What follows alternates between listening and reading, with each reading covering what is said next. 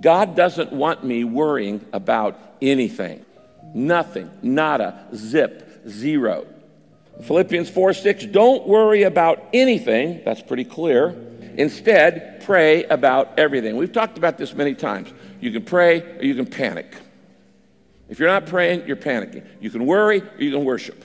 If you're not worshiping, you're worrying. You invite worship in the front door, worry goes out the back door. And so God says, I don't want you worrying about anything. Now, why? He says, worry is unreasonable. It's unreasonable. In other words, it doesn't make sense. It's illogical. It is irrational. It is unreasonable. Jesus says you should never worry, not only because it's unreasonable, it's unnatural. Nature does not worry. It's unnatural. Jesus says, look at the birds. Look at the birds of the air. They don't sow or reap or store away in barns. They're not worried about, do I have enough to live on? And he said, and yet your heavenly Father feeds them. Are you not more valuable than birds? If God takes care of birds, isn't he going to take care of you? And then he says in verse 28 and 29, Matthew 6, why do you worry about your clothes? Go out and look at the flowers. Look at the field lilies. They don't worry about how they look. Yet King Solomon in all of his glory was not clothed as beautifully as they are. And he said, all of creation trusts my care except humans. He's saying worry isn't natural. Jesus says worry is unhelpful. What does he mean by that? It's useless. It doesn't work. Worry is worthless. It doesn't change anything when you worry. Matthew 6, verse 27, Jesus says, who of you by worrying can add a single hour to his life? Worry can't make you an inch taller. Worry can't make you an inch shorter. Can't make you bigger or smaller, thinner or fatter. Worry doesn't work. He says, who of you can change anything? He says, you can't add even a single hour to your life.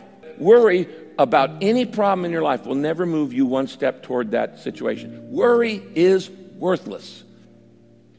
Worry cannot change anything in your past. It's already done. Your past is past, so why are you worried about it?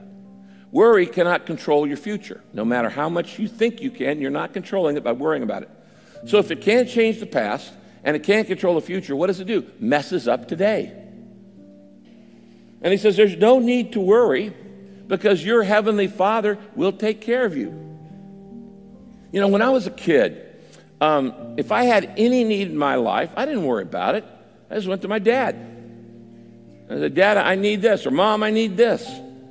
And if I needed money to buy something, I said, Dad, I need some money to buy this. I never once worried about where he was going to get the money. That was his worry. You're worrying about a lot of things that are God's responsibility.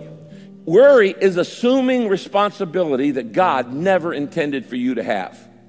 Every time you worry, it's a warning light. I'm playing God. I'm acting like God. I'm thinking that it all depends on me, that I don't have a heavenly Father. So you never worry if you understand that God is your heavenly Father and you understand the goodness of God.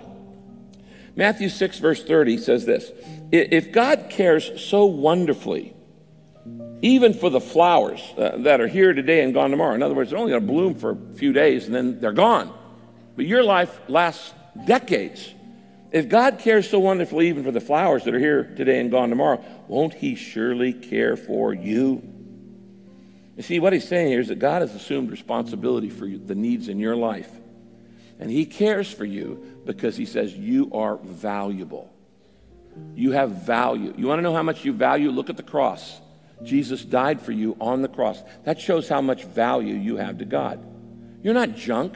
You're not worthless. No, you are valuable to God because you're his child. What am I saying? I'm saying that worry in your life, every time you worry, it comes from the fact that you misunderstand the goodness of God. Worry is a warning sign. It's a yellow caution light going. That's saying, at this point, I've forgotten how good God is. I've forgotten the promises of God. I've forgotten what God has promised to do in my life to meet all my needs. He says it over and over and over. I will meet all your needs. There's no need that God will not meet if you trust him. Now, if you don't trust him, you're out there on your own. But if you trust him, he says, I will meet every need in your life. And worry means I've forgotten that, the goodness of God. It comes from misunderstanding what God is really like.